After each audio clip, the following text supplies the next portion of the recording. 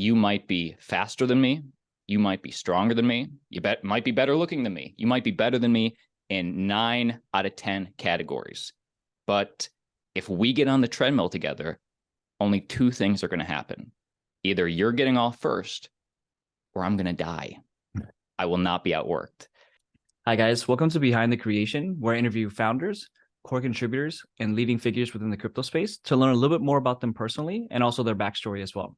Today on the show, we have Austin from Altcoin Daily. Welcome, Austin. Thank you for having me, Michael. Awesome to be here. Thank you for taking the time out, and especially we're recording this on a Saturday, but still working on the weekend to kind of push this out as well. So thank you so much for taking your time out of your weekend for this. Dude, crypto never sleeps. Neither do I. Neither do you. Yeah, crypto's 24/7. It's literally a crazy industry, but we do it for the love of pushing innovation forward. I wanted to kind of like dive into your personal story of let's kind of like start with your childhood area. So how was it like kind of like growing up, and where did you grow up? Was there any challenges around the area as well? I grew up in Ohio. You ever been? Not yet. Nobody really vacations to Ohio. They get out of there, but I loved it. Just like suburbia, very family oriented. Would visit, go over to my grandparents' house like almost every weekend, mow their lawn when I got old enough. But in Ohio, public school, and just dreaming of what could be. I wanted to be an astronaut when I was very little, but obviously changed my mind. Now, when you say it was challenging, was it more of like a population issue, or was it kind of like just like a rough area? I didn't say it was challenging. You did. Oh, so you liked it. You liked kind of like growing up. You said like yeah, it was like suburbia. It was, okay. I think I had a very, great childhood compared to like many other people out there. The biggest thing, I think, it was just, I did dream of, going abroad and seeing what else is out there. And, I didn't even know what I wanted at the time, but just like, I knew I wanted to, explore. So I loved Ohio, but, I'm in Los Angeles now. You kind of like wanted it to where there's more opportunities to expand and kind of like further, the exploration side of everything. So like kind of grown up in Ohio. So you're also a twin as well. So kind of like, how was that in kind of like the early school days and everything for you? Was that like a hard challenge for you, or did you get accustomed to kind of like, everyone's like, hey, I just saw you like a while back? The hardest part probably is like when one of your friends invites you on a podcast and then the other brother doesn't get invited, like today. No, just kidding. No, it was obviously there's in general, I loved being a twin.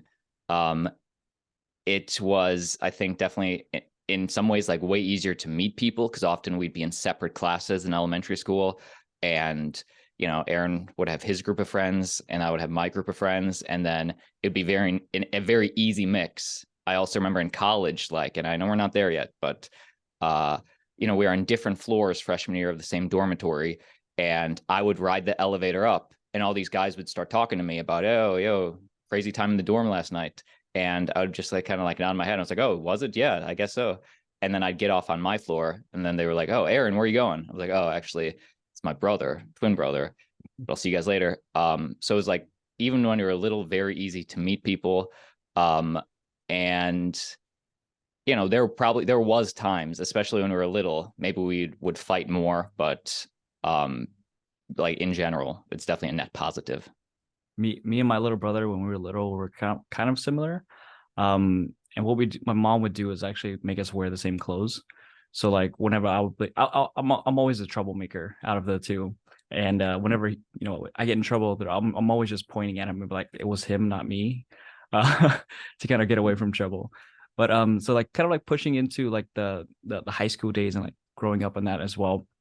Was there any sports that you kind of played and like kind of like passions that you kind of pursued after during that area as well? I loved joining things. I was in a ton of stuff. I was track and field was my sport. I was also like vice president of National Honor Society. I was also in the band and the choir. I also forget, but oh yeah, I also did the morning announcements, which is not even an extracurricular. It's just like the more stuff like that was available that I liked, like I wanted to join. So, I loved like even just the morning announcements, starting the day off with the whole school and like informing them about, the daily doings or whatever, and translated well. Now, out of all of them, did you kind of like which one did you like the most? Like, so you're like still, active runner and everything like that as well? Orange Theory and yoga are the two things. Have you ever done Orange Theory? I've done it once for one of the classes. It was like they gave us a little pass or so for like a free class and everything, but not afterwards. It's because in Uh, Houston they don't have a lot of Orange Theory. got you.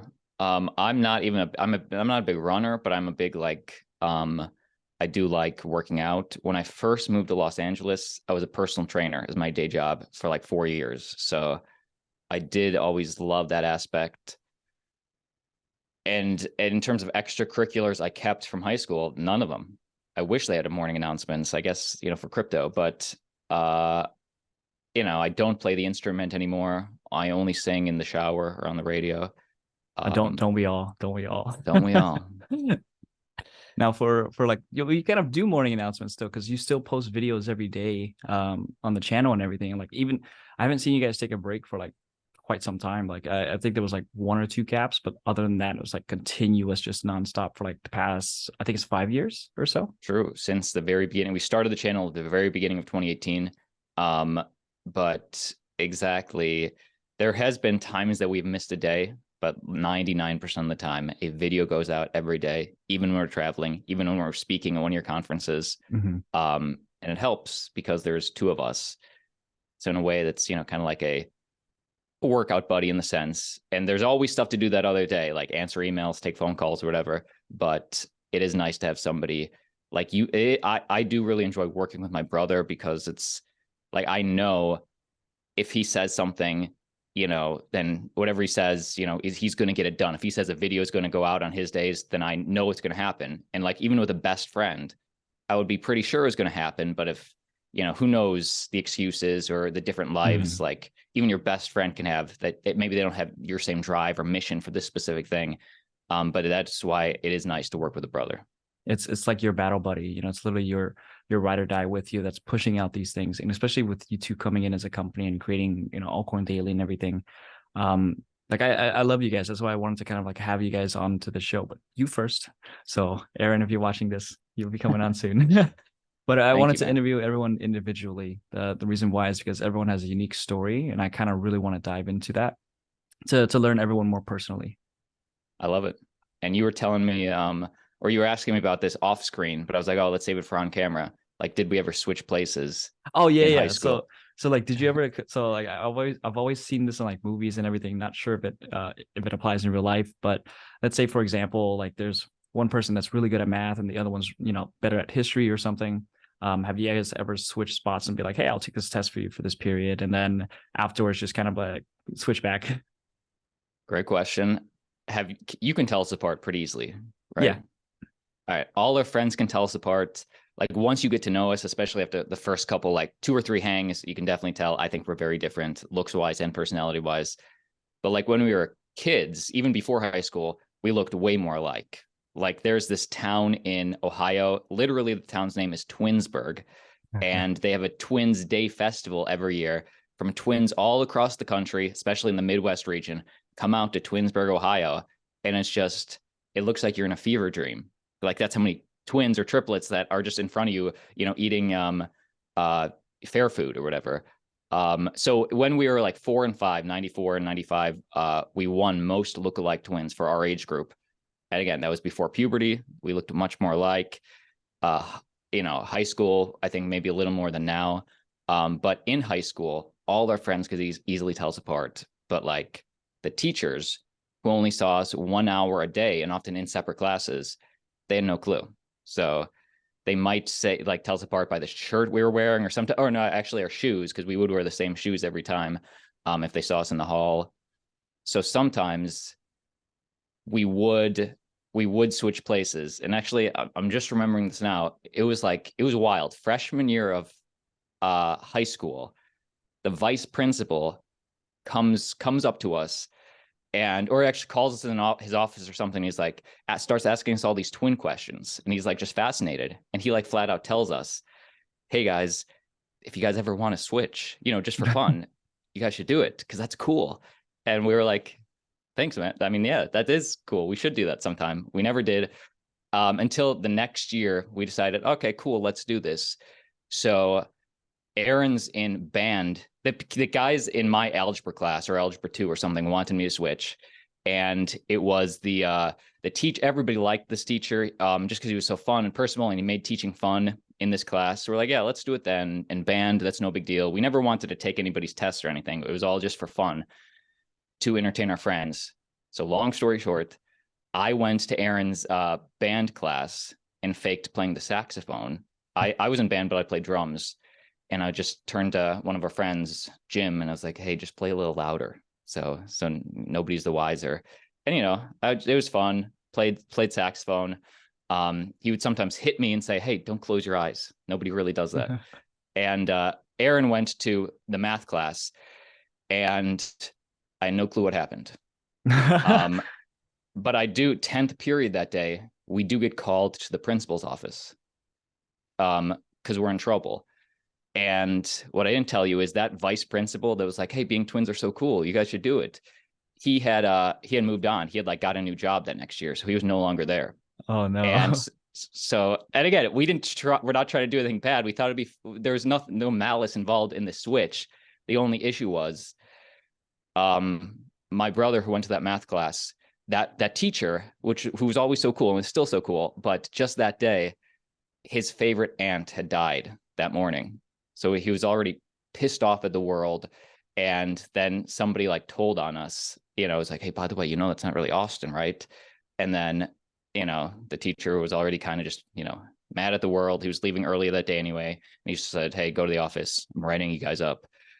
So other than that time, we had a great time just entertaining our friends. And we would just like, if we switched in each other's classes, we would like answer more questions, so our friends would get a kick out of it. But other than that, just for fun. And then you should have like during band, you should have switched over and be like, does Aaron play the drums? Not really.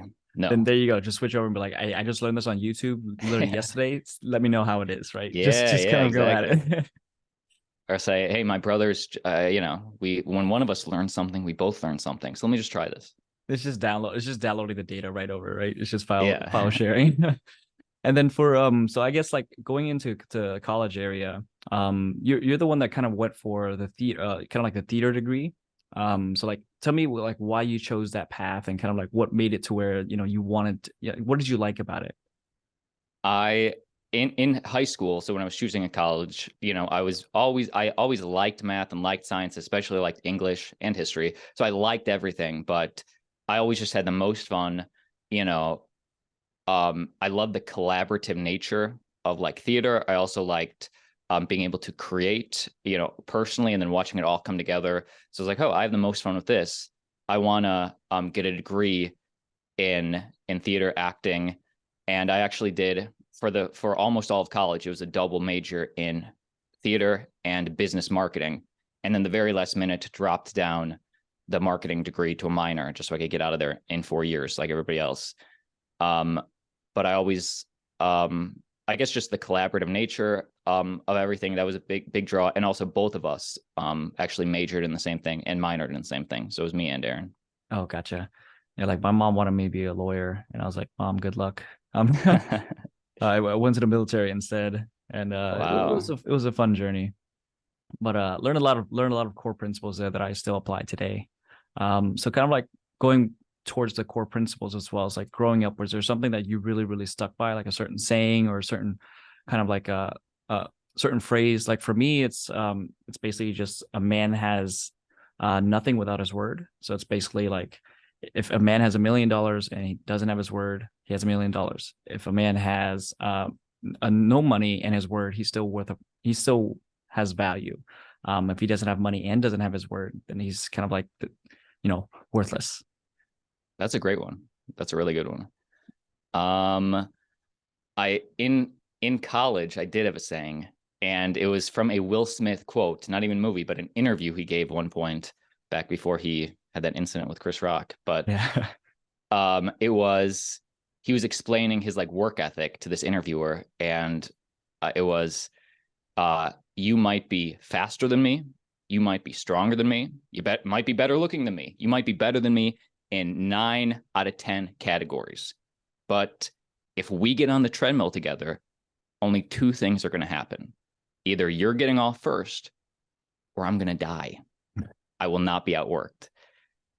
So I used to give that as a little rally. I was in a fraternity in college, and just like give that during Greek week, like tell that to the guys. And that's honestly how I took, like, especially like in the acting world, and even just like YouTube, there's so many people that know way more than me.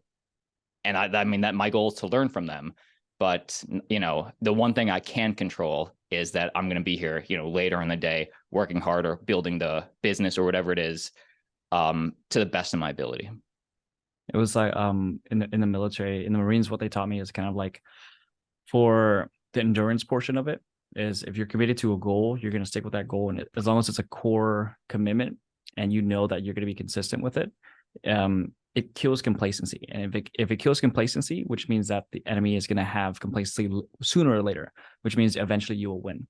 So it's kind of like pushing, continuing on pushing, and becoming and striving at what you're wanting to do best, and putting goals, and setting that to your mindset and your frame of like, I'm not going to quit. Even for me, when I was like growing up, I got into a lot of fights just because like my area didn't have a lot of Asians, and I was the only one that was kind of like a little bit taller. So I kind of stood up for a lot of people that were getting bullied. So it put me in a lot of situations, but at the same time, I was the one that if I got knocked down, I'll get right back up. And I was like, you know what? Let's continue. Either someone's gonna stop us, or you're gonna say sorry, and then we'll stop. And it I love happened a few it. times. I guess the one time, luckily for me, like I didn't get like bullied that much. One, because I was always, you know, taller or bigger than a lot of the other kids. But also there's 2 of us, me and my brother. I do recall one time that in middle school, there would be this guy, let's just call him, his name's John. You know, and he would always like go over to other students and like take their like pencil keeper or their trapper keeper or whatever, and just to be a, you know, a jerk, you know, start putting them all over the ground right before the bell was going to ring, just to be a bully. And one time, and then then the kid would, you know, try and like get him, you know, try and pick them all up on the ground and be like, stop, stop, stop. The one time he did it to me, again, just for kicks, I guess he wanted fresh meat. I immediately went over to his stuff and started just putting his stuff on the ground. And then the guy was like, okay, we can stop. And I was like, no, let's keep going. No, what's this is the fun thing, right? And then You're like turning your head. You want to play? exactly. And then he was like, all right, dude, I get it. Yeah, you And that's where it finally picked ended. on someone that was like, nope, I'm not gonna accept this. And Yeah. like that's one of the things I hate about school too, is like bullying was like, I don't know why people bully, but there's like certain environments and everything. So I was just the one that people would call for. Like a lot of them would be like, hey, Michael, this guy's bullying me. And I was like, I'll go do something. I'll talk to them, because I always wanted to stand my ground. And sometimes it leads to altercations and everything. But like kind of like getting off of the rowdy part of that portion. Tell me a little bit about your family dynamic. So like, you know, are you like, how was it growing up with your family? Were they supportive of you? Was there any challenges on that area as well? They are super supportive. It's like I am like lucky. It's like almost weird. I don't think it's weird, but maybe my friends would think, wow, your parents are like super supportive. And one, it's all I know because I just grew up with it. But even um, like my dad talked me out of like being an aeronautical engineer, being an astronaut. He was like, no, why don't you, you know, you should go into acting. You should go into, you know, whatever you want. Um, just because like, hey, he's, you know, businesses can fail all the time. You might as well fail at something like, or succeed at something like you love doing.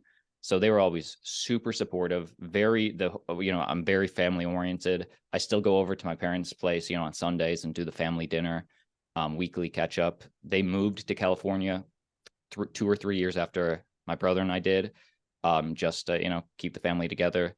So we're super close. And do you guys have a large family, or kind of like a more of like a smaller, like close knit family? We have, I would say, medium family. It is just me and Aaron in the siblings. My extended family is all still in Ohio, aunts and uncles and cousins and stuff. Not all of them. Some are in Pennsylvania, some are in Michigan.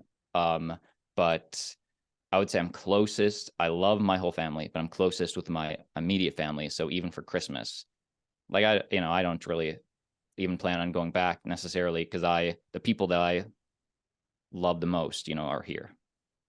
Now, from your parents as well, like throughout all of childhood, which was probably like your most memorable moment and like kind of like aha moment where it's like a life teaching lesson, whether it's from your mom or your dad, or let's say from both? Yes, yes. It's a good question. I don't know the most, but I would say, like, when I was a kid, like 1 through 10 or whatever, 1 through 12, my dad was a lawyer, like a corporate lawyer for a Fortune 500 company in Cleveland, oil additives. And then when I forget exactly, but 10, 12, whatever, my dad decided that he preferred marketing much more, but he was very entrepreneurial. So he started his own business, marketing agency, and obviously, like, we both built our own business. So it's like you go from corporate lawyer, which is like, you know, you're balling, and then some year when you're an entrepreneur, some years are awesome, some years are tighter, because you're building something and you control it. And again, I was too young to really see my dad as a lawyer, but I think he was much happier, being able to build his own thing.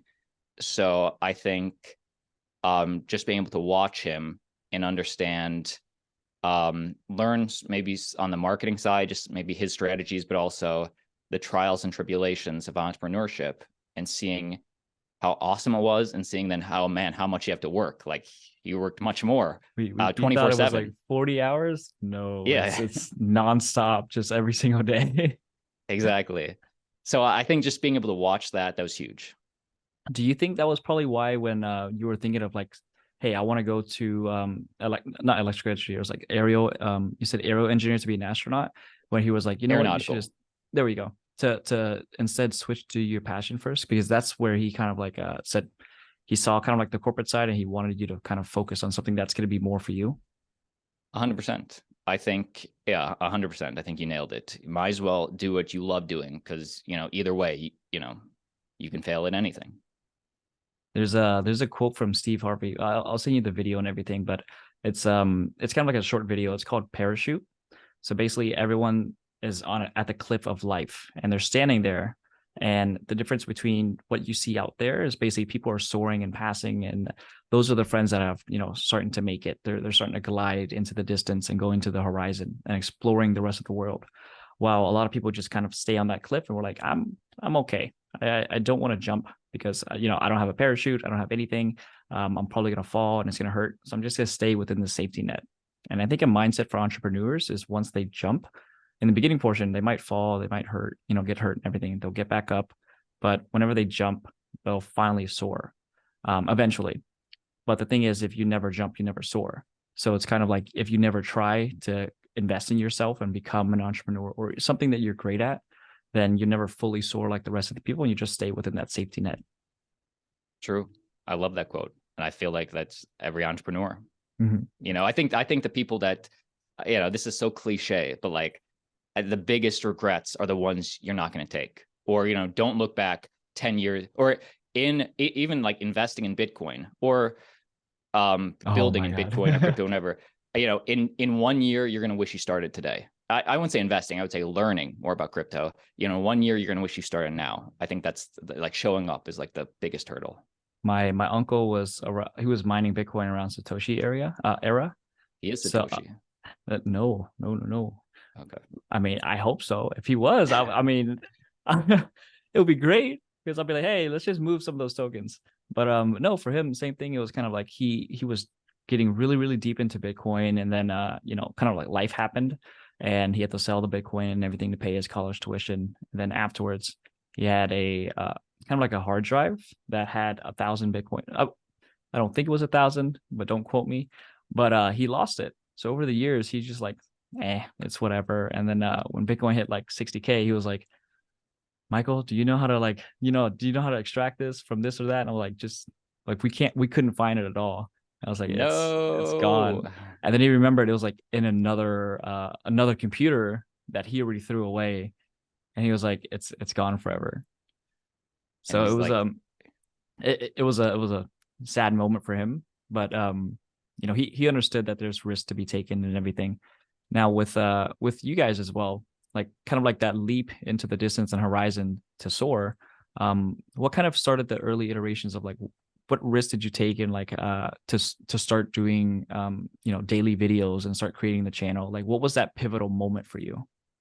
well, first off, Aaron, I mean, I always give Aaron full credit. He started the channel initially and then did, was doing it for at least a month, maybe more. I forget specifically. And then he invited me out, or then he told the family about it, and then he invited me on. I would say the risk, there was no risk because there's always a risk, but the way we took it, it was the slow burn. One, we started in 2018 in the depths of the bear market. So as people were getting disgusted and losing interest in the space over the next 6 months, we were trying to cultivate an audience. So again, it was hard to see at the time, but especially as the bear market got deeper, we're like, okay, we're just building for the future because we still believe we're pulling all these clips and all this perspective from other people much smarter than us saying, man, this space isn't going away. So we're like, okay, there's an end game here. And I would say at the beginning, if I sacrificed one thing, I sacrificed like time with friends because I still had to keep, I still had, we were acting, I still had my day job. I obviously wanted to hang out with friends, and I also needed to make a video every day. So once we committed to that, if it was my day to make a video and all my friends were going out on Friday night and I had to make it the next day, man, I'm not going crazy. In fact, I'm leaving by 10:30, which is what I love to do now. In general, just because I knew that video had to get out. So it was a slow burn, and the end game was damn. But if every video, if every video gains at least one new subscriber, then there's a road to 100,000 someday. So that was always the end game. And for kind of like sacrificing time, sacrificing relationships, going out and everything. How did you kind of like even till now as well as like how did you kind of balance that work-life relationship to where it's like a work-life balance is what they call it? Is that still kind of happen, or is it a little bit easier now because you guys are so accustomed to it? It's much easier because especially in those, again, the channel for both of us, but I think especially for me, or I just don't want to speak for Aaron, but the channel for me was like, you're going to go on my journey as I learn more about this space and, tackle these questions. Okay, why does Bitcoin have value? Well, then does Ethereum have value? What about these other ones? So is equally my journey as the audience's. So point is, a year of making videos, damn, it was much easier to suss out, all right, these things are garbage. They're just like, scams or whatever they are. These things have quality. I also knew more, it was much easier to source. I found Reddit, I found Decrypt, Cointelegraph, whatever source where I could pull information that interested me. So it definitely got easier. And for kind of like throughout that cycle as well as like committing one video a day is like it really requires a lot of dedication. So kind of what keeps you motivated to kind of continue on every single day and say, hey, look, we need to continue on this consistency cycle? I freaking love making videos still just as much as like when I started. I would say more because I've seen success with it, and I see where the more you learn about Bitcoin, I feel like the more bullish you get, and same thing with DeFi, same thing with crypto. So I can't wait to see where this space will be in 5 years, 10 years. But what keeps me motivated, one, I like educating. One, I like building, like my own business. And then three, I like strategizing, like YouTube strategies, content creation strategies to book a better guest, a bigger guest, a girl we've always wanted. So educating, obviously, it's cool to be on the forefront of technology. Building, because I can see, I'm trying to gain, I want to talk about what interests me, but also talk about hot topics in the market to cultivate an audience. I'm trying to be the biggest channel. And there's tons of great YouTube channels out there, and a lot of them are very different. They have teams, they have writers, which is nothing wrong with that. That's a smart. but in our own way, in the Altcoin Daily intimate way, I'm trying to be the biggest. And then strategizing, just, you talking about, YouTube changes its algorithm. What are we doing? Or, man, we got these shorts, these reels on YouTube. How's that differ? Or winning on Twitter, very different, especially now with Elon. So it's just cool. Yeah, I think YouTube just posted out there was a podcast from Colin and Samir about the YouTube trends report. That kind of shows like how the trends have changed over time. And if you look at like a lot of the trends on what makes things go viral, it shows a lot of different parameters and like why certain videos go viral and everything. But majority of the time, it's for the content. It's really just to produce really, really good and engaging content. That's how like Mr. Beast really scaled his channel as well. Is really pushing out the best content that you can have. And I think that you guys do that very consistent every single day. So like I personally have told you before, I watch your videos every single day. It's like my my morning newspaper. It's like my coffee, right? Like and you watched to the end. I was really happy. Like you were referencing stuff at the end. I was like, damn, dude, you're the man. Yeah. Because like, so in order to be a true subscriber and true follower and everything, it's like you want to watch the end, because like for me, I always like to, if you ever watch Marvel movies, at the end there's always like something that's there. And I don't want to miss any part of it. So it's kind of like watching to the end, seeing what's out there, because you'll never know. There might be a little Easter egg or kind of like a little thing that's placed in there. I actually used to do campaigns to where like I would wait for the end portion and I would actually place little things in there for some of the videos or some of the campaigns that I worked on throughout the crypto industry throughout the years.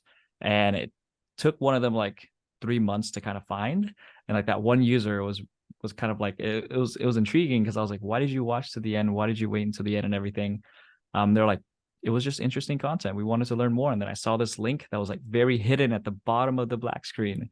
So they typed it in, and it led to a type form. And then, yeah, I connected with them. Wow. And from there, I actually found them a job. I found them a job in crypto because of that. I was like, I like your consistency and dedication to, wanting to learn more.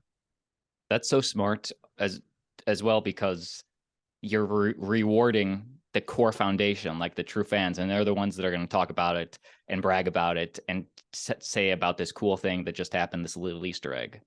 So it's cool. There was another Easter egg that I placed.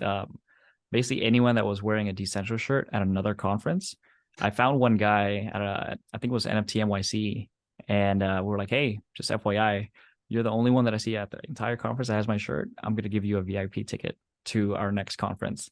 Whoa. And I didn't even know, but he was working with Coinbase, and he was like, can I bring like 10 other guys from Coinbase? And I was like, probably just you, because you're the only one with a shirt. But everyone else is like also welcome to come in as well. But just like those type of relationships, it just cultivates from randomness, just doing campaigns. But kind of like on your side, since you're saying you want to look into deeper trends, deeper analytics and everything, what was your kind of like favorite portion to kind of like tinker with on YouTube? Whether it's like not keywords or hashtags, but like in terms of content, the video content styles that you guys have produced over the years? I think like there's so many different things. Like sometimes like when people ask me like, hey, what's a tip for growing on YouTube or whatever, number one, I'm assuming the content's good, because like you said, the content has to be quality, content's king. But then having said that, YouTube, especially today versus 10 years ago, it's a title thumbnail game. Like, despite how good your content is, if nobody clicks, then that's a barrier to entry. That's hard to acquire users or subscribers or whatever. So having influences is key. For example, like Graham Stephan, do you know his YouTube channel? Mm-hmm. I don't know him personally. I just know the dude revolutionized finance YouTube, because again, in 2020, everybody cared about finance. That content did so good. But whenever he started, and I've never met him or talked to him at all, I'm just a fan. But when he started, to my knowledge, nobody really cared. But the thing that I really liked that he did, he made it so his title thumbnails grabbed average people, especially by making them emotional. Like it appeared to an emotion, like it's always him talking about, the top 5 credit cards that you don't want to miss. And it's like him kind of worried. And even if nobody cares about getting the best, credit card or whatever, they see like, oh man, he's worried. And the primal part of your brain wants to click more to understand, why is he angry? Why is he sad? Why is he overjoyed? And now that's so common in YouTube.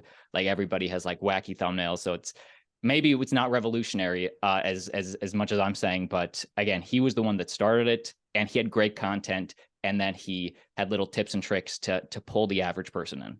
It kind of changed the game because well, depending 2018 era compared to like 2020 era, like I've seen kind of like the push of like the YouTube, everyone's seen the push of like YouTube content creator styles being different. It used to be like vlogs and everything, but now it's more of like structured content. Like they're getting into production.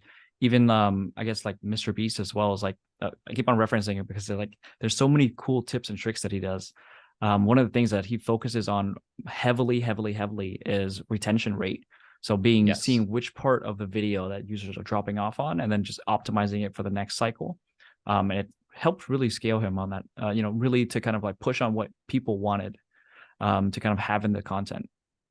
Now, I'm a stan of Mr. Beast. I'm trying like learn every podcast he does. I try and like pick up stuff and learn as much as I can. If he drops a little nugget, I'll send you some clip. One of the podcasts that I follow is like Colin and Samir. I really love them. Like they're really. And I watched him on their podcast. I think they had him, right? Yeah. Yes. Yeah, that's where he was talking about retention. And I was like, I'm just gonna write down notes really quickly. Like this intrigues me because like for me, it's like I want to know what, like one of the reasons I'm doing this is like to learn more about you and learn about you and as an individual, but also like the thinking of like why does some people do some things? Like why does someone click on a video? Why does someone send in their emails for a type form or something? It's like the marketing is always about the why. How do I get them from A to B, and how do I push them there?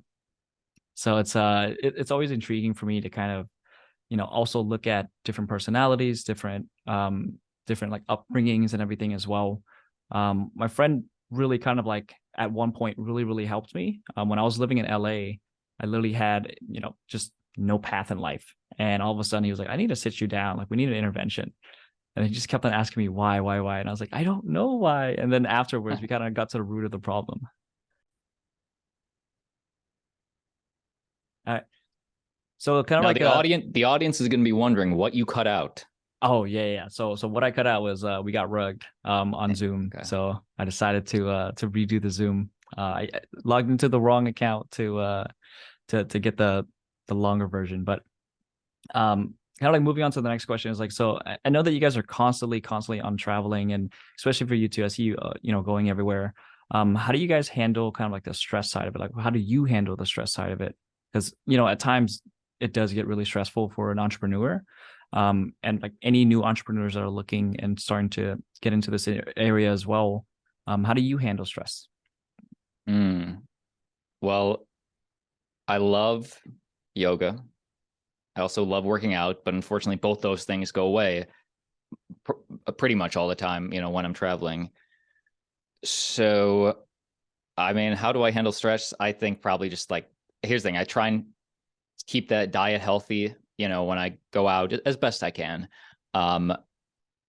Get the full 8 hours, which sometimes that is hard especially your conferences, man. Your conferences go hard. They're a lot of fun. But besides that, the thing is we bank content when we go out and travel, like if we're gone for a week for a festival. So if anything, I would say the more stressful time is that week before, because we're booking the guests and want to make sure we can get edited and thumbnails up and at least enough so I can finish the rest on the plane or whatever. So I would say that the bigger issue is like doing everything before, but once I get to that conference, I try to have that be a mini vacation, even though it's business and it's networking and all that stuff. And then the only thing that does get stressful, especially when I'm out of the office, is I often like get behind on emails, which then it's a little bit of a catch up, when I get back. Yeah, it's kind of like opening it up on Mondays. It's kind of like, oh my God, it's all there. Exactly.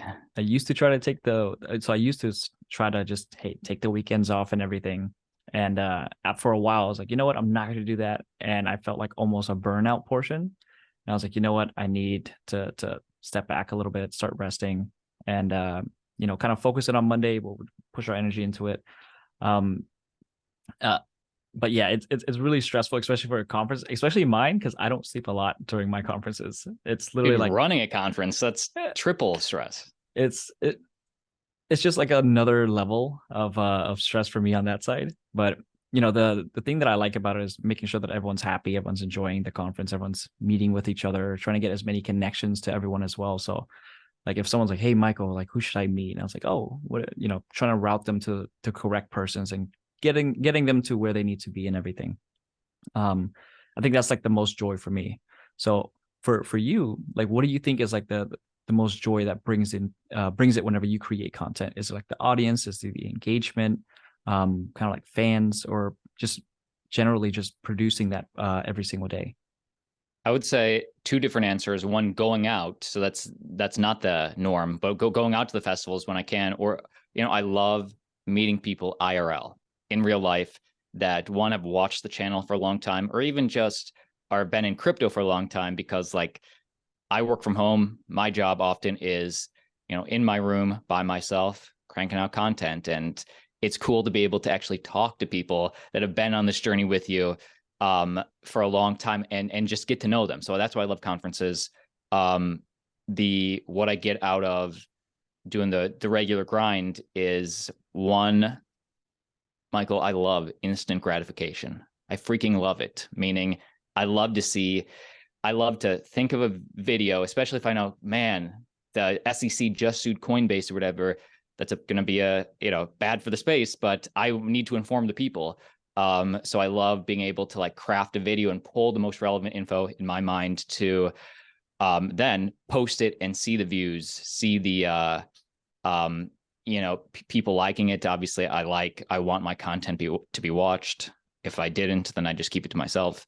So I like that. And then the other part is just strategy. I love to strategize with Aaron or even other content creators in the space and talk about what's working, how's their journey, how do we get even better as a collective. That reminds me. That thing's so. I'm gonna bring up Mr. Beast again. That's what he did with his friends. It's like strategizing, seeing, how do we get into a group of people that are building in the same area that we are, and how do we get better and better and better and keep on improving.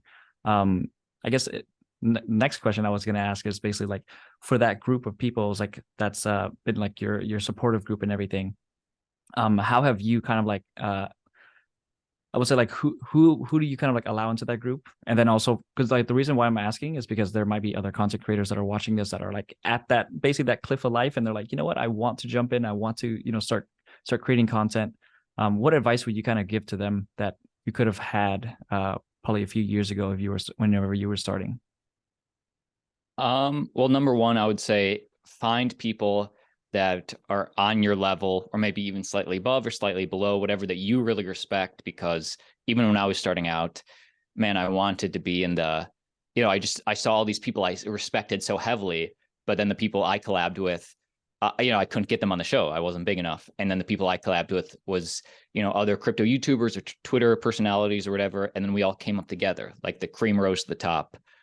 And then if I had to give advice to an up and comer, I would say number one, have influences, because that's going to be key. You're going to always be changing. You change over a lifetime. Your content's going to evolve. And for example, see what works. If you have a podcast form and you're watching another podcast and you're like, man, why am I always clicking on this podcast? You see maybe, wow, they pulled a clip from the middle and put it up the front. I saw you started doing that. Because that grabs me, and that's super important with YouTube to have a grabber, and then also helps for attention. Or man, I listen to this comedy podcast, and I love their thumbnails. I run a finance podcast. I'm going to, use some of their stuff, much like if I was starting a band. Man, I'm pulling from the Beatles, I'm pulling from Avril Lavigne, whatever. It's like you have influences. So I would say that's super important. And the other thing is consistency. We choose to post once a day. Like, we hold ourselves to that standard. Nobody has to do that, whether it's once a week, twice a week, once a month. I would say get the audience used to your release schedule, so they subliminally can look forward to, man, it's a Tuesday, I know this podcast is going to drop, I can't wait to see the guest. And you can always do extra. you can always change, 6 months down the line, 2 months, whatever, but try and like set a standard so your audience expects it, and then calibrate over time as long as you keep the audience in on it. As long as they're unique about it too, because like now we're starting to see like AI generated content, and Definitely. I kind of wanted to hear your take on like what do you think is going to happen with like AI generated content and stuff? Dude, I think it's changing everything. I think it's so easy for me to see how, because people ask, okay, how's crypto going to change content? Maybe I did this at a talk at your last festival, the 3x one, gaming one. But anyway, AI, you can change the art. You can, as opposed to like, an artist putting in the time, you can do it instantly with AI and then do it in this style or calibrate this. It can happen so fast. You can do it with the music. Even you can do it with the creator. It's like having a hot girl on screen that's perfect and says all the right things and appeals to the red pill community or the regular community, whatever community. That's going to be, to me, that's like a no-brainer, especially like my content where half of it is just voiceover and you don't see my face. Damn, how can I get this AI working for me? I can really take a vacation. So I think it's going to be, I think it's going to change everything. I think if I had to make a little comparison, is it going to wipe out creators? Absolutely not. And this is, I don't know if this is the perfect comparison, but just like auto tune for rappers or for music, people thought back in the day, I think, damn, is this going to, we don't even need real singers anymore. Now we just have auto tune. Is this going to change everything? There'll be a hype cycle for a while, but the artists that really excelled with that, they brought their own mix to it and they just used it as a tool. So I think AI is just going to be that tool that's used to enhance creators and make their jobs easier. And then we'll see, it's just another format. Now, I want to clarify something real quick. So for 3XP, they're a separate company. We just had a stage there, so I can't take credit for the whole experience and everything. So like they were really great hosts to allow us to have a stage and everything. We collaborated with them, but for sure. On the collaboration side, it's like we're starting to see VTubers and virtual reality YouTubers as well. I think that, do you think that that's going to start mixing into kind of like the more collaboration side, to where it's like, hey, look, we're going to have two VTubers collab together, and then also now mixes into adding you on or adding others on as well, to maybe one day it's like, hey, I can have it to where your entire voice is going to be generated in case you have like a raspy voice that day. Like, do you think that's going to be happening sooner or later? Or just when you say like VTubers, does that mean the AI? Yeah, the AI, the virtual ones. Dude, I think the answer is yes. I think that these corporations that are paying content creators so much money to talk about Coca-Cola or talk about the new movie coming out, if they can figure out a way, and I guess this is a big if, but I'm in the long run, I'm sure it's going to happen. If they can just invest in making the content creator and not super shilly, but seamless, where it's automatically just built by Coca-Cola, who has a ton of money, that's a no-brainer. Now, at the same time, I think it's going to be, people in their basements also that are just super smart saying like, damn, I love talking about sports. Maybe I'm not the most athletic guy. I want to make my little avatar me, but instead of, just be AI. So it'll be able to access so much more information or go so much deeper, maybe have a life of its own. So I think whether it's the little guy or these big corporations, it's coming. And I guess like I would say that crypto innovation is coming too, in the sense like it's just much harder to see. I think where crypto comes into all of it is like crypto is the infrastructure. So it's hard to see how it changes the content or the art or whatever. I think the biggest win we can get, if there's any like win involved with crypto and AI, if they can ever mix, is like, I think like Raoul Paul said this on my show a while ago. It's like just not repeating the mistakes of the past, where all the power flows into these big centralized entities, and we repeat the same centralization that we saw in Web 2 now with AI into Web 3. It's can we democratize and give little people just as much as big people a chance? I want to dive into the decentralization side.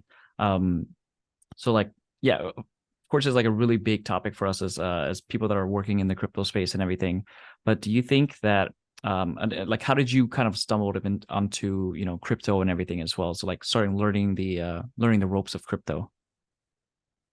My brother, again, he got me involved. He has a better origin story where a guy, he was like in an Uber in 2016 or the beginning of 2017 or sometime, and the Uber driver was like telling him about a random altcoin. He's like, you gotta get in on this altcoin. And my brother's like, what the hell is this? And that started him down the rabbit hole. Both of us first heard about Bitcoin in 2013. Did not take it seriously. I thought of it as like a meme, it's not going to last, but I just didn't understand it. And then cut to the run up of 2017. My brother was just like learning as much as he could, or like digging back into it. And I would just like, he would like be watching a YouTube video trying to learn about stuff. And I'd be like, dude, what are you watching? And then he'd talk about it. And then he got me in. Yeah. How was your journey into the rabbit hole? Did you start on like Bitcoin first or Ethereum, or kind of like the whole crypto mazes? I started out, I think, especially at the beginning, I would do a lot of like deep dives into the value propositions of these different coins, projects. I remember like, I do a deep dive, make a video on basic attention token. And that would be and I knew maybe 20%. I knew like the basics, the big picture stuff. I was like, no, but let's talk about really how this works. What is the value prop? Does it have legs? Who's the team behind it? And then that's obviously has a great team behind it. And then there'd be lesser coins that aren't still here. And I do a deep dive on that too, and just try and learn. And I do remember, again, that first year, because the bigger thing, especially when you're making content, is not what you're learning, but it's like what you don't know. So it's like, I always felt like, okay, I just got to make sure I learn all these different aspects. So I understand like what is the most relevant to talk about. So I do recall like in that first year, I always like just said this to myself. I'm like, damn, why did Aaron have to name this channel Altcoin Daily? Can we not do weekly? But that was a good it got me to truly like do the research every single day or every other day, in the bear market, which turned out to be great. Yeah, I remember my bear market phase was like literally when I was kind of getting in. I was around the 2016 area. I was like getting curious about it. I knew about it since like, well, my uncle in like 2010, 2011-ish or so. And I was just like, yeah, you do your thing. You do your thing. I'm just gonna continue on working. And then now I'm like, I should have just listened to him. But you can't live you can't live the past in terms For of like sure. going back to the past and everything. But for me, it was like literally like I learned about Bitcoin. I went and like talked to everybody about it. I was like telling them this, and then they're like, "Well, explain it to me." I'm like, "I'll be right back." I'll go in, read the white paper again. I'm like, "All right, I got this answer." And then they're like, Definitely. "Oh, well, what about this?" And I'm like, "I'll be right back." And that was Definitely. that was my cycle of like I wanted to learn as much as I can. And I think that's important for everyone that's kind of entering the space as well, is like having proper content, proper education, whether it's just learning about it before they enter in, so that they know what they're going into, they know why people have a value for Bitcoin or any other coins as well. Um, in terms of like the education side, now I know you guys focus really heavy on education, and do you guys think that was like that's something that's going to be needed in the longer term for whenever we're onboarding like 1 million users? Like how that scale for you, because now you guys are going to be having evergreen content that's going to be placed out there. I think the biggest thing, I think like YouTube in general, the even the role of any platform of content creator, those are growth industries. They're only getting bigger.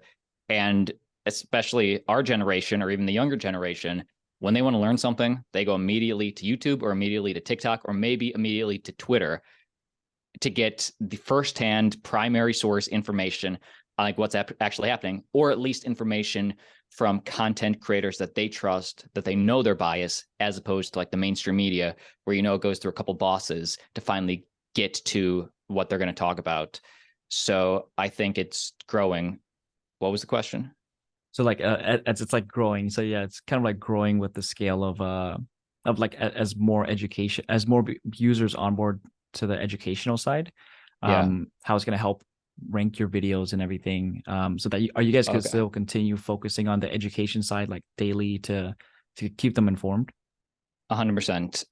And it is tougher. Like our specific content is news based, which is not as evergreen. You know, it has a shelf life because there's always going to be newer news.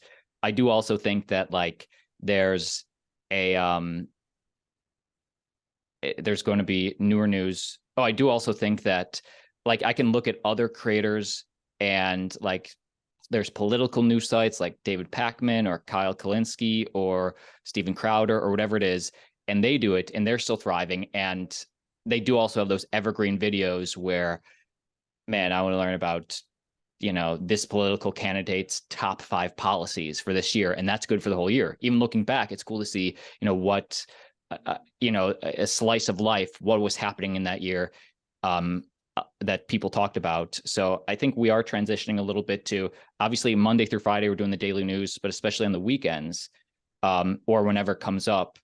And especially with our interviews too, we're trying to make those more evergreen as possible and really like cultivate more of like the, especially like titles to be more sort of evergreen friendly, where people can click on it, you know, 6 months down the line and still learn, you know, whatever that value we talked about in that video. Yeah, I think that one of the things that YouTube did was they had like YouTube Rewind, so it's like a yearly thing. Yeah. The reason I was like thinking of this is was because like one of my friends was literally like, "Hey, Michael, can you just give me a summary of what happened since 2012?" And I was like, "Oh crap, okay.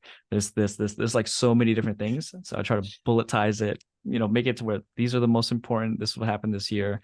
And then Yeah. like, cool, I understand the waves now. I'm like, you haven't been through a bear market. Don't get there yet. You know? Eager. We've all been eager. Yeah. So like now on YouTube, and you know, you guys have grown your platform throughout multiple ones. So TikTok, YouTube, Twitter. Do you guys feel like there's one that's going to be more dominant than the other, or is there going to be like one that's, you know, let's say something happens to YouTube or something happens to Twitter or something happens to TikTok? Do you think that there's going to be a more of like a decentralized type of play with it, or hey, look, these corporations are still providing us a lot of great value, so we're still going to continue on you know, storing our data and videos on the platforms? Well, I did just get on Blue Sky. Have you been on Blue Sky? Jack No, not yet. Dorsey's. It Oh is yeah. it is I, dead over there. It is like, it is hard to like get something going. I even like put out something like, hey, any crypto people here? And there are, but I don't think they even like coincide with Twitter. It's like, I haven't heard of any of these people. So the best thing that YouTube has, which is why even though there is decentralized options out there, I love YouTube. I'm sticking with YouTube.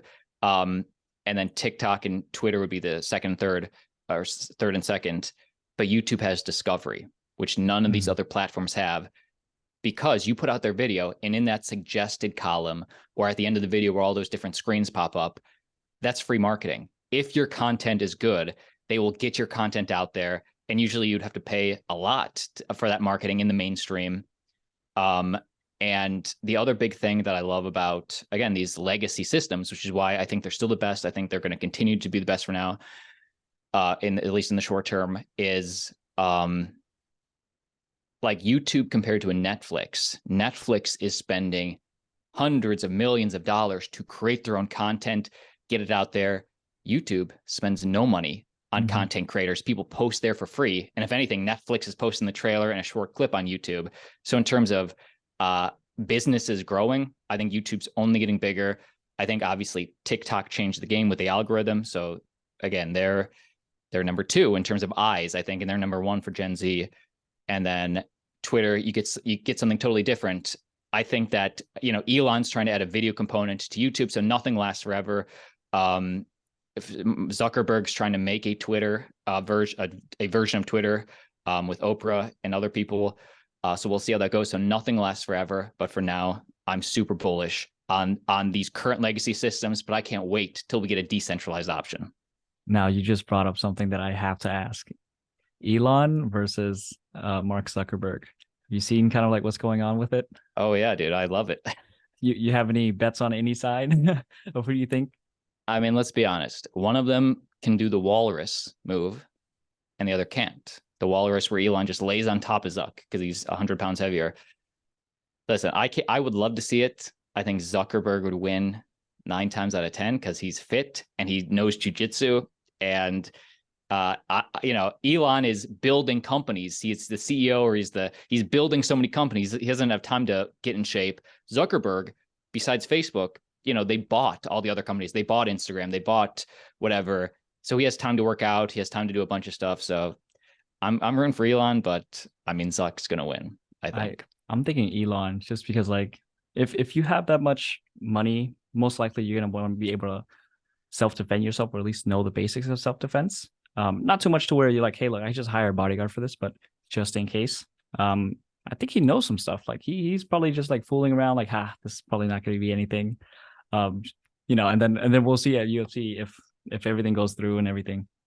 But I guess so. Back on kind of like the more personal side as well. So I wanted to kind of ask you, is like, well, I already asked you what your drive is, kind of like what your ambitions are and everything. Now, if you're okay with this, like, what are kind of like the early mistakes that you kind of like pivoted from? So like for me, for example, it was kind of like starting out, I would probably, when I was 13, I had a channel that had multi-million views on every single video constantly for a good like month and a half. And I would just continually push on videos. But then after a while, I was like, I just stopped, because back then it was like YouTube wasn't paying you for anything. So it's like you post a video, you get millions of views, and then it's just like, all right, it's just instant gratification. But at the same time, it wasn't like anything that could push into a career until like, I think 2012 or so 2012, 2014-ish or so is when it pushed into the other side. What was your channel that got the views? Oh, no, I don't want to post it. It was it gaming? Was it gaming? It was a mixture of gaming, and it was also a mixture of like music. So like the gaming side was, I was really good at like Modern Warfare, Call of Duty Modern Warfare 2 and everything. I was like playing in some scrims with a lot of like professional players that are currently there now. And then the music side was basically, this is before copywriting and everything. I would post song lyrics for these music videos, and they would just generate like, million. Like I think one of them had like 50 million plus views right now, like almost hitting 60 million views. And then like the next video you see is like me playing a game. So it wasn't like any core kind of like concept. It was just any videos I wanted to produce.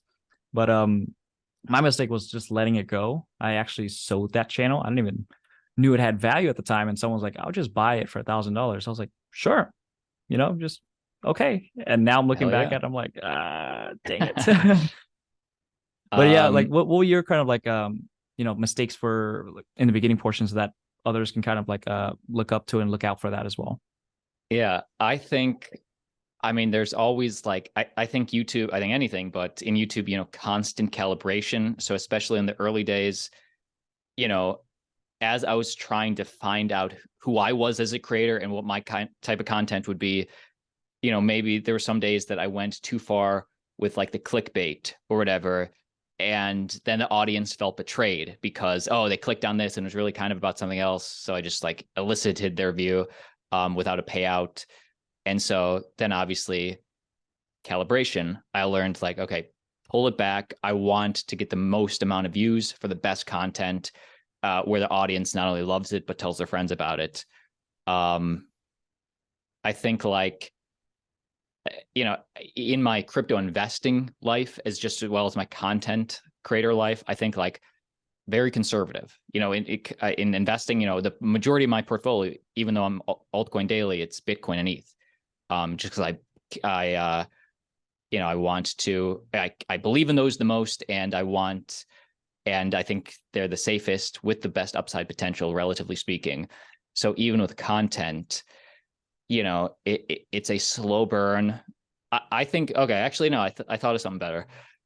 I think, and this was an active choice, but eventually when you're trying to grow a channel, it's going to be so much easier to scale if you hire out your weak points. For example, even today, Aaron and I still edit our own videos, make our own thumbnails. We control it. It's only us on Twitter. Everything is 100% us. Except we do it. We have one of our buddies now answering like the email if sponsors want to hit us up. So we do have like, he goes through the first bout and pulls out the quality ones. But I think that it was a conscious choice for Aaron and I to, even though that's going to be a slower growth, to keep it as intimate and just our voices as possible. And again, it would be super, I think that's not smart. I think that's smart to a degree, but it would be so much smarter to give a little bit. And then like I just did an interview with Michael Saylor. Maybe by the time maybe they'll be posted together around the same time.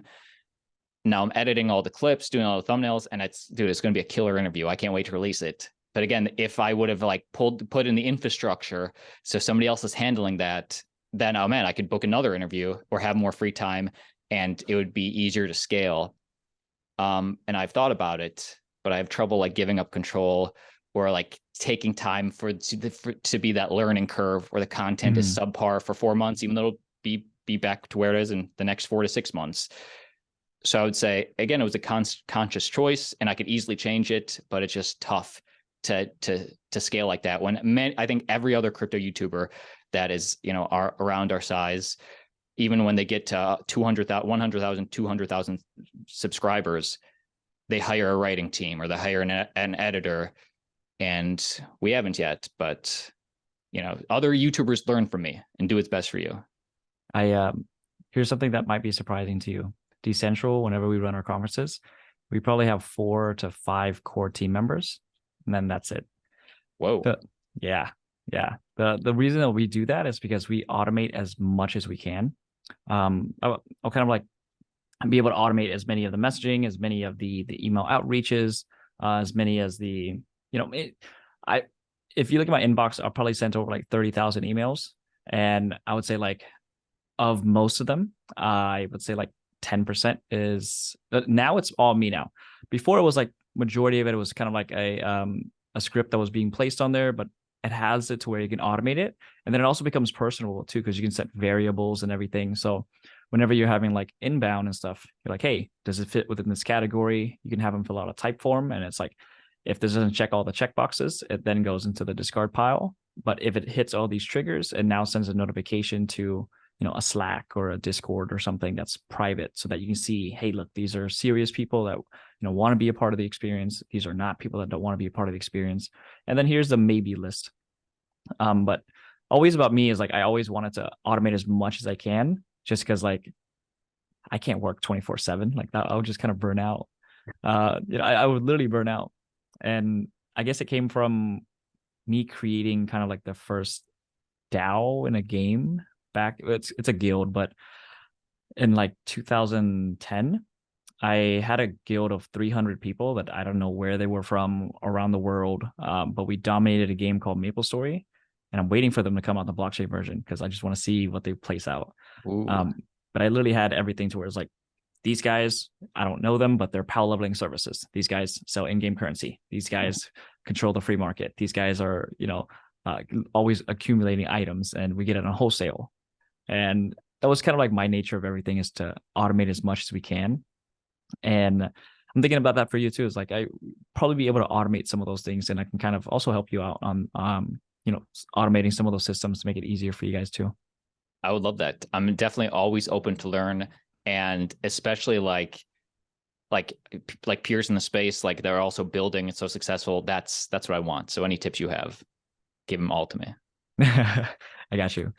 Now, from the I guess from the space right now, as well as like, who do you feel like are content creators that you kind of like really like, that are like currently pushing a lot of content and also doing it the proper way too? Because I think that there's a miscommunication of some people that are like, hey, these guys are, producing a lot of content, but they're all like shills, or these guys are, producing education side, but they're not, really educational.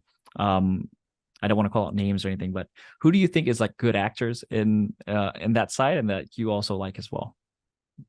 I think I know I'm friends with like many of the crypto YouTubers, and if not friends, we're in a Telegram group, I'm sure, probably 99%.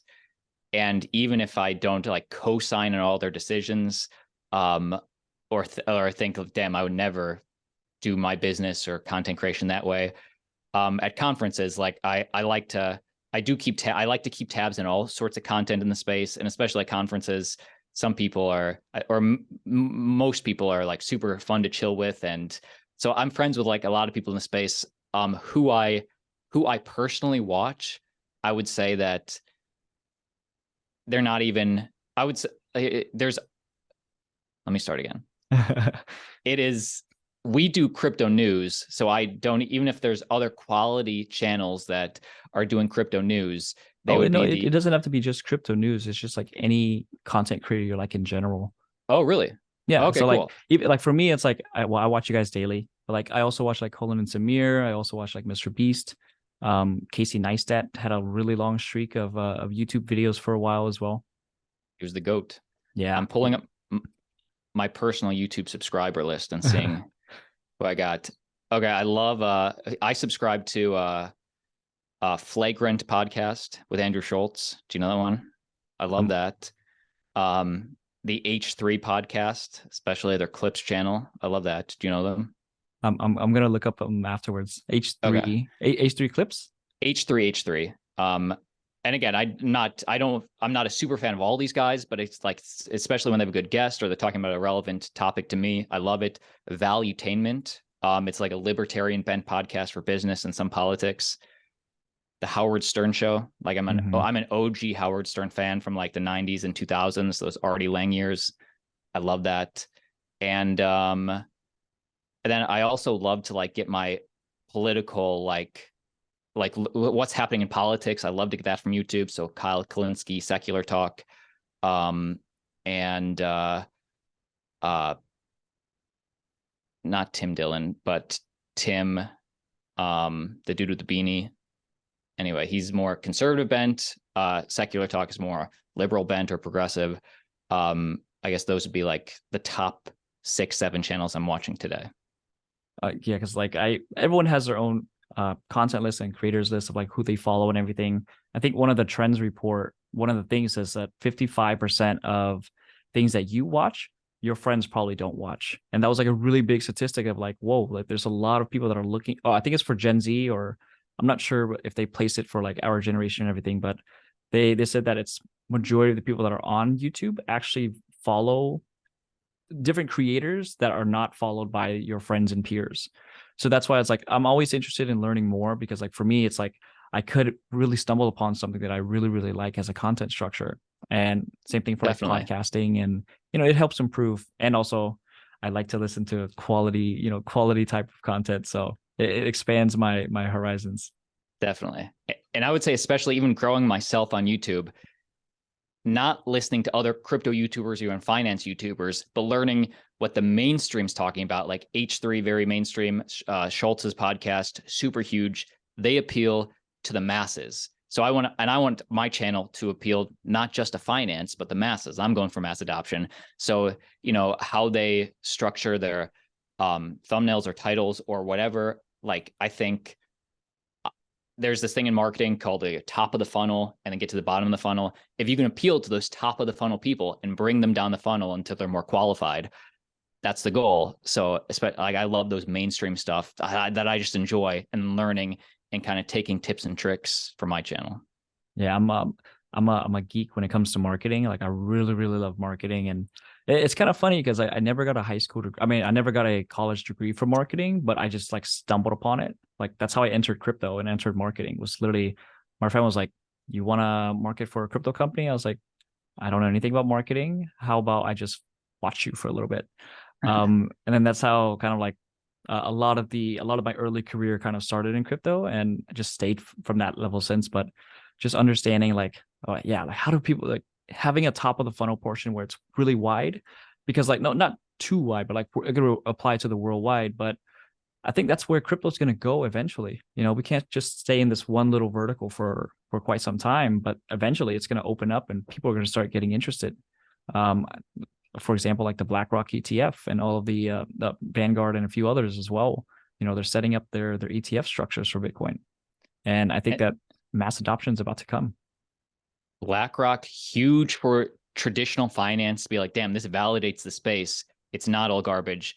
I think the awareness BlackRock brought for traditional finance is similar to the awareness that NFTs brought in 2021 for artists, where like that opened it up so much, crypto, to bring the artists in, which have huge followings, and then that got more normies in. So it's cool to see the different aspects that pull different groups in. Yeah, and even like the the beginning waves too of like NFTs, everyone just kind of was like, it's just about art. Now they're experimenting with it a lot of different ways. I'm even experimenting it with some different ways as well. But I think that setting up the infrastructure to where it's a core layer and allowing everyone else to be a part of that system. It's just what we're doing. We're bringing crypto to the mainstream, basically bringing crypto to the mainstream, but it's now starting to pull us into that area. So like in the beginning portion, whenever you were starting on Altcoin Daily with your brother, like how did your parents think about it? How did your family think about it as well? Did they ask you questions about like what is crypto, and do they still ask you like, hey, what is happening right now to should I buy this? Should I buy that? I think my friends do more of that. And then, that's always a tough conversation. It's like, I don't want to, I'll tell you what I'm doing, but we're in different situations. I'm just going to tell you what I'm interested in. But again, my parents were super supportive. My dad has always been into tech before crypto, and he was like loosely aware and thought crypto was cool, but he loved, like now I love going over and like talking about it with both my parents, talking about whether it's the drama in crypto or what's interesting or whatever. So they're super into it. And then honestly, dude, some of my best friends that I have even before the channel are still not into crypto. They still don't get it. So, and that's totally fine. But I'm just saying, like, we are still early. Like, if we're still early. Yeah. Even some of my friends were like, yeah, I'll think about it later. I'm like, it's okay. It's not for everybody, but I'm here for you if you need it. For sure. I have one uncle that I call the top uncle.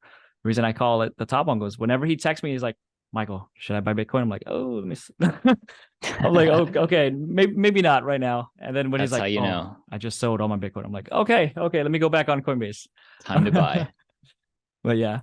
So it's like having having a structured community that supports you and is with you along with the journey as well. Like I think that you cultivate it throughout the years. I think for one last question. So for everyone that's in the audience, that's having a start that they want to go into crypto or even learn more about crypto or even start as a content creator, what would be your number one advice for them? I would say start today. I would say a year from now, you're going to wish you started today. Much like, you go a summer and you don't really work out and you kind of just are lazy, and then you go back to school the next year and you see your one buddy, damn, that dude's jacked. Damn, he utilized this summer for what he wanted to do. I think that same thing goes for all walks of life. Start now, make sure you enjoy it, and always calibrate. Like if you're saying, I want to make daily videos, and then you learn you don't like it, maybe you would like it if it's once a week. But make sure you're calibrating to you as much as what's working and appealing and what the audience likes. Yeah, I really like that. Like, especially the consistency part. It's like, if you're going to commit to it, go all in, try to be the best. It's like what were you saying with Will Smith? It's like, we're going to get on this treadmill. Either you fall off of it or I go to the hospital. So I really like that commitment. It's like, hey, you might be faster than me. If it was a sprint, you might win. But if it's just saying who's going to get off this treadmill first, then damn, that's going to be you. Well, Austin, thank you for taking the time out today, even especially on this recording. It's at a Saturday, to hop on and really dive through these questions with me. And I want to thank you for your time and kind of like being personal with us as well, because sometimes maybe a little bit difficult, but I wanted to kind of break down those barriers and like, hey, just have a chill conversation, and learn more about you. For sure, man. I'm honored to be here. It's awesome chilling with you at the conferences in real life. So this was a no-brainer. And dude, I've loved some of the episodes you've dropped thus far. So I can't wait to see where this goes. Thank you. Yeah, especially with a few of the episodes, there's always gems in each one of them, right? And that's what I want to kind of produce for everybody. And I think that there's a lot in this one. So I'm super excited to have this shared with everyone. Hopefully. We'll see from the comment section. But thank you. There's going to be a lot of gems. All right, guys. Cool. All right. Thanks, Austin. Thanks, man.